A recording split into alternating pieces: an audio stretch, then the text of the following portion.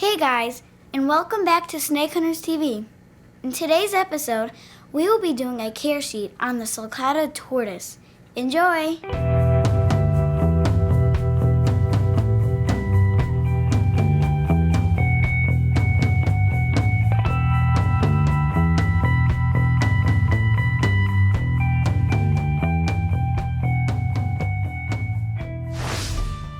The Sulcata tortoise, or also referred to as African spur-thigh tortoise, are one of the most popular in the pet trade. They are from hot, dry deserts of Central Africa and are very well adapted for such a harsh environment. They are known to be very friendly and have outgoing personalities.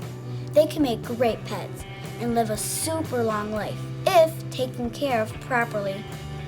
Before you take on the responsibility of getting your first pet tortoise, there are some key facts and important information you need to know. When taking on a new pet, it is always important to research all reliable sources. First off, tortoises can get very big.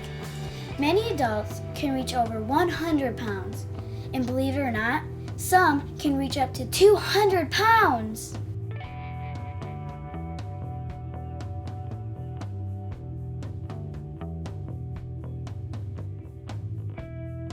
Secondly, tortoises will live a very long time if proper care is given. Sometimes they will even outlive their owners, living up to 70 to 100 years. That is just amazing. Housing your Sulcata tortoise is easy and affordable, as babies and juveniles should be housed indoors. They can be kept in a smaller enclosure, like 10 to 20 gallon terrariums. As they get bigger, you will want to find your tortoise something bigger in all dimensions, because they need their space. And this is where the fun part comes in keeping tortoises. Many people custom make their tortoises amazing enclosures. They are referred to as a tortoise table.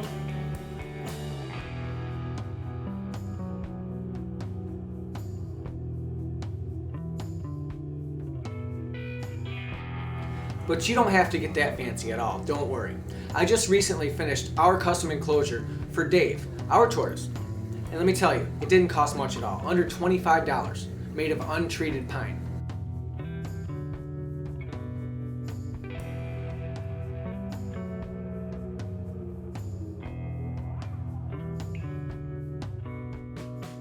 Be sure to never use treated wood if you decide to make your own tortoise enclosure, as it has chemicals in it.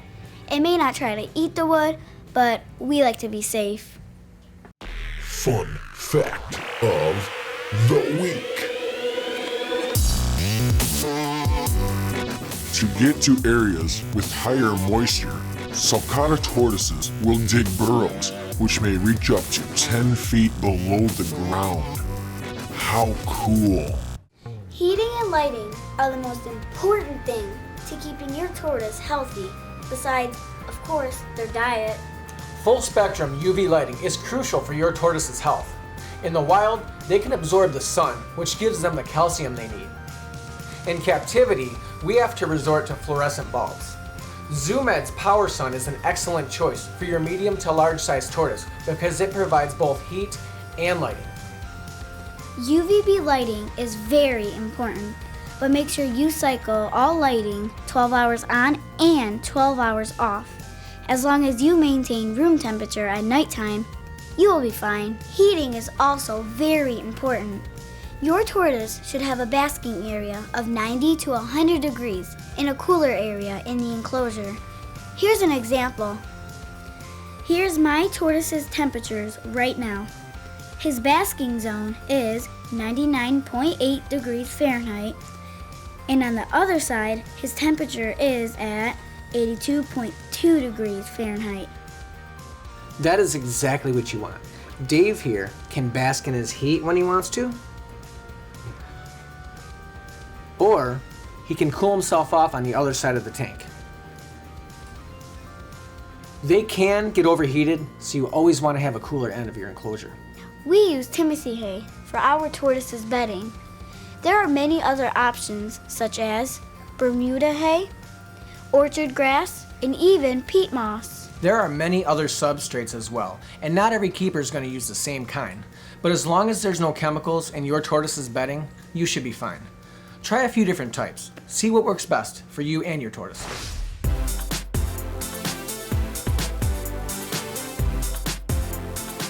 This week's fan feature goes out to Libby. She is a very supportive fan, and I want to personally thank you, Libby.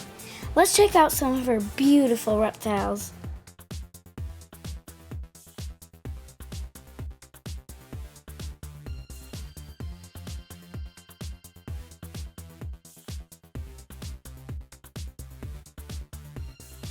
Okay, we have one more very important part of this segment that we'll tell you right after the break.